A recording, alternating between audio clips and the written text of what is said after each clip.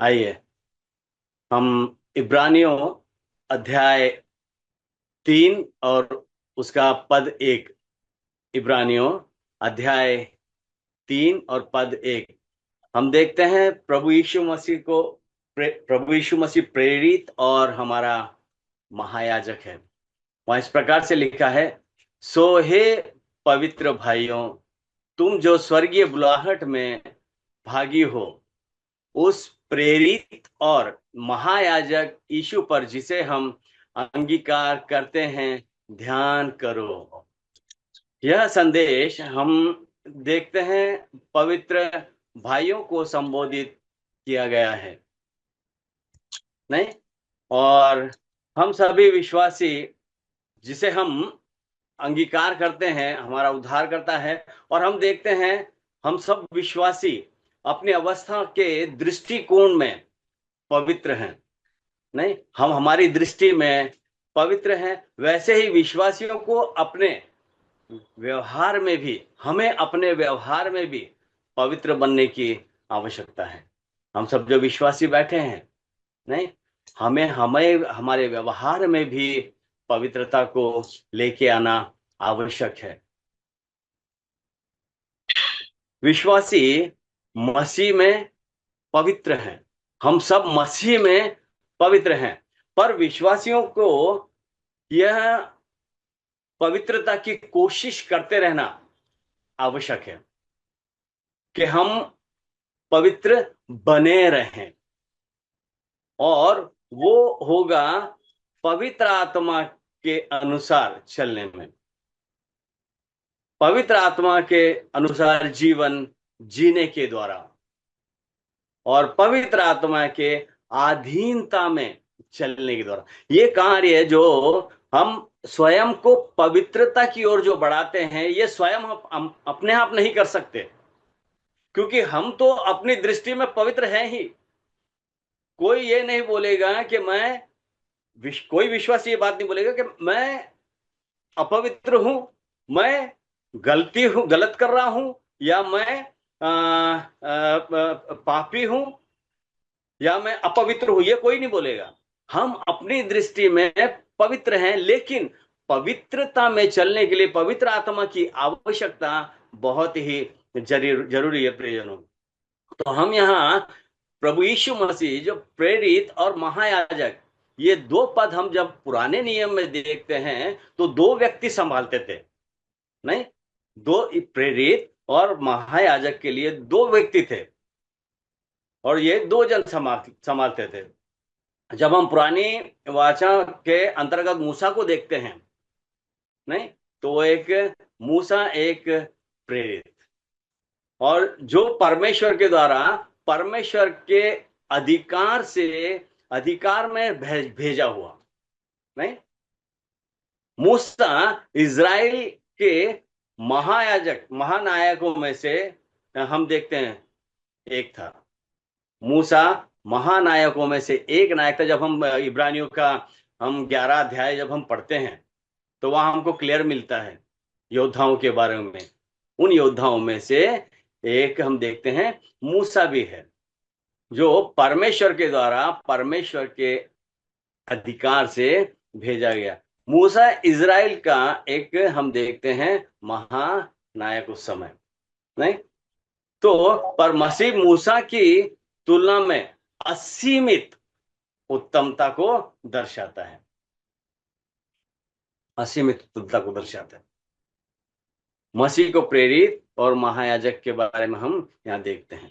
प्रेरित के रूप में मसीह का जब हम अंगीकार करते हैं, अंगीकार करने के द्वारा हम यह जताते हैं कि वो हमारे सामने परमेश्वर का प्रतिनिधि है। हमारे सामने परमेश्वर का प्रतिनिधि है प्रभु यीशु मसीह। और महायाजक के रूप में जब हम उसका अंगीकार करते हैं प्रभु यीशु मसीह का, हम यह जताते हैं कि परमेश्वर के सामने हमारा प्रतिनिधित्व करता है प्रभु यीशु मसीह।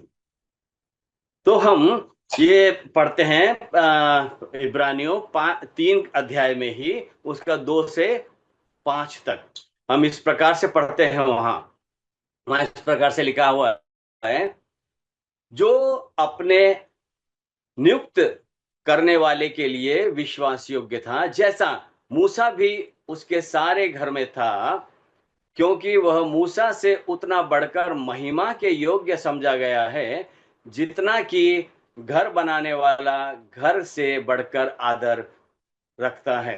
क्योंकि हर एक का कोई ना कोई बनाने वाला होता है, पर जिसने सब कुछ बनाया वह परमेश्वर है।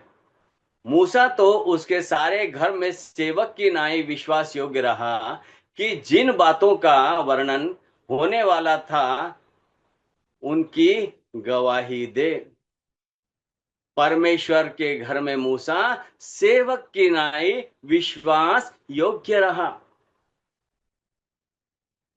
मूसा हम यहां देखते हैं परमेश्वर के घर का सेवक। और जब दूसरा हम याजक की ओर जब हम बढ़ते हैं, तो हम देखते हैं हारून की ओर हमारी दृष्टि और हमारे सोच विचार चले जाते हैं। और दूसरा हम हारून को देखते हैं, जो परमेश्वर की तरफ से परमेश्वर के लोगों के लिए महायाजक ठहराया गया था।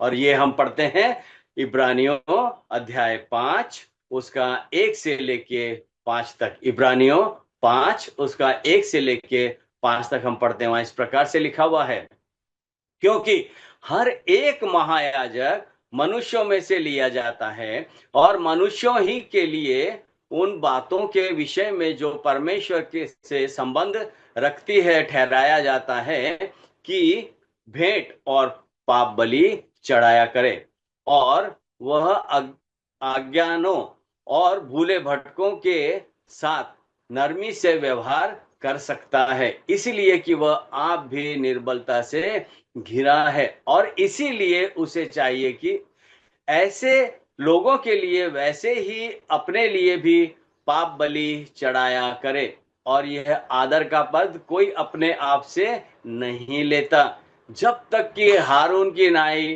परमेश्वर की ओर से ठहराया ना जाए। पद 5, वैसे ही मसीह ने भी महायाजक बनने की बड़ाई अपने आप से नहीं ली, पर उसको उसी ने दी जिसने उससे कहा था कि तू मेरा पुत्र है, आज ही मैंने ही तुझे जन्माया है।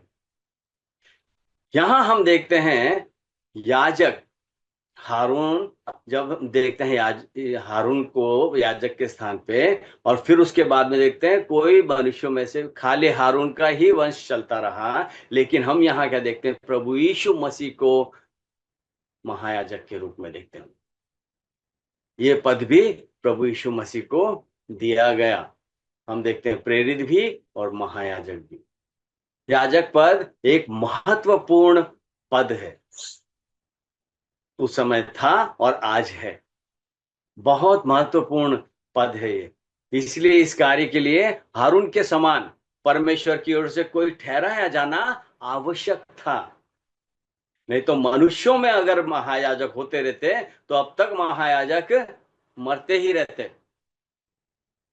लेकिन परमेश्वर की ओर से ठहराया गया, पद को प्राप्त किया हुआ और पद को वहां ठहराया हुआ, उसके बाद में प्रभु यीशु मसीह के ने किसी को यह पद सौंपा नहीं। परमेश्वर की बुलाहट हारून और उसके वंश तक ही सीमित रही। बाहर का कोई भी उसमें उस निवास स्थान में, तंबू में, मंदिर में नहीं आ सकता था। क्यों नहीं आ? अब हम देखते हैं क्यों महायाजक दूसरा प्रभु यीशु मसीह ही लास्ट रहा। क्योंकि इससे पहले सभी जो महायाजक थे अस्थायी थे, क्योंकि मृत्यु ने उन्हें रहने नहीं दिया। मृत्यु ने सबको ले लिया। मृत्यु के कारण अब तक ये कंटिन्यू नहीं रहा।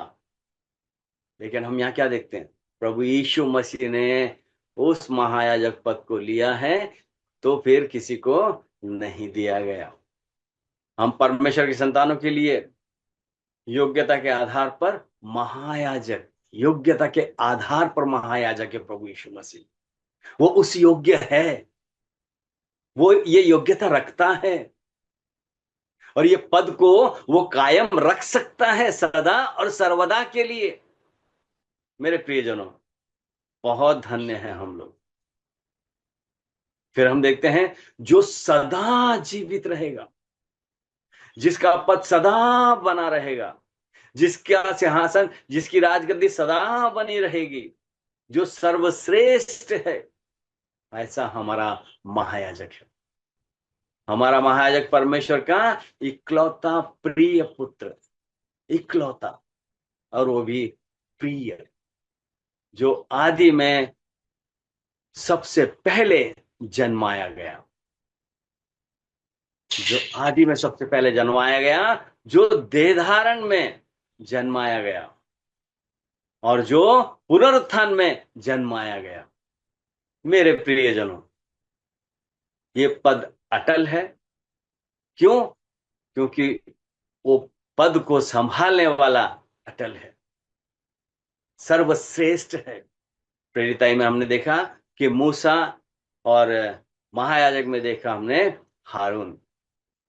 किंतु ये दोनों पद कोई स्थायी उस समय नहीं थे किसी के पास, लेकिन आज हम देखते हैं, और मृत्यु ने उन्हें रहने नहीं दिया, लेकिन हमारे प्रभु यीशु मसीह आज वो पद संभाले हुए हैं, और वो ये दोनों योग्यता, दोनों पद उसने संभाले हैं। मूसा तो परमेश्वर के सारे घर में सेवक की नाई विश्वास योग्य रहा। तो हम मूसा को यहाँ क्या देखते हैं? मूसा परमेश्वर के घर का सेवक, पर मसीह पुत्र की नाई परमेश्वर के घर का अधिकारी, परमेश्वर के घर का अधिकारी। मूसा घर का सेवक, प्रभु यीशु मसीह घर का अधिकारी, और हम पढ़ते हैं और हरेक विश्वासी आज उसका घर। तो हम, मसीह हमारा अधिकारी ठहरा, क्योंकि हम परमेश्वर का घर हैं, वो मंदिर हैं। और ये हम पढ़ते हैं इब्रानियों 3:6 में, इब्रानियों अध्याय 3 उसका 6 में हम पढ़ते हैं इस प्रकार, पर मसीह पुत्र की नाई उसके घर का अधिकारी है और उसका घर हम हैं, यदि हम साहस पर और अपनी आशा के घमंड पर अंत तक दृढ़ता से स्थिर रहें। परमेश्वर के घर का अधिकारी, और हम क्या देखते हैं? हम घर हैं। मसीह पुत्र की नाई परमेश्वर का घर का अधिकारी है और उसका घर हम हैं। आज जो हमें आशा है उस पर अंत तक दृढ़ता से घमंड करते हुए हम स्थिर रहें। छोटा ओहदा, छोटा पद नहीं है मेरे प्रियजनों, हमारा बहुत ऊंचे स्थान पे उसने हमें रखा है, बहुत ऊंचाई पे है आप में। घर का सेवक रहा, पुत्र घर का अधिकारी रहा, और हम यहाँ देखते हैं उसका घर हम हैं। आज वो हमारा अधिकारी है। मैं बहुत समय शायद ये बात बोल चुका हूं कि प्रभु यीशु मसीह ने जो हमें खरीद लिया है, लेकिन मैं अपने आप को इस प्रकार से देखता हूं कि मैं बिका हुआ हूं, मैं बिका हुआ हूं। अब और कोई मेरा दाम नहीं लगा सकता, अब और कोई मुझे नहीं खरीद सकता। आज हम सब बिके हुए लोग हैं, और अगर बिके हुए हैं तो कम दाम में, बार्गेनिंग रेट में नहीं बिके हैं हम, बहसबाजी वाली रकम में नहीं बिके हैं हम। हमारा पूरा पूरा दाम दिया गया है, एक पैसा, एक कतरा कम नहीं है बहाए गए लहू में। आज जो हम यहां पूरे बिके हुए लोग जो बैठे हैं, अब हमारा दाम कोई और लगा नहीं सकता, क्योंकि पूरा पूरा दाम दिया है, और वो दाम दिया है जो दाम और कोई दे नहीं सकता। मेरे प्रियजनों, परमेश्वर ने अपना पुत्र दिया बलि होने के लिए, पुत्र ने अपने आप को दिया, दान कर दिया। पिता ने दिया बलि के लिए, पुत्र ने दिया दान के लिए, कि हम बच जाए। हम जो दूसरे के हाथों में थे, उसने खरीद लिया। आज हमारी बोली और कोई नहीं लगा सकता, किसी में इतनी हिम्मत नहीं जो आपकी और मेरी बोली लगा सके, क्योंकि पूरा पूरा दाम देके खरीदा है हमें।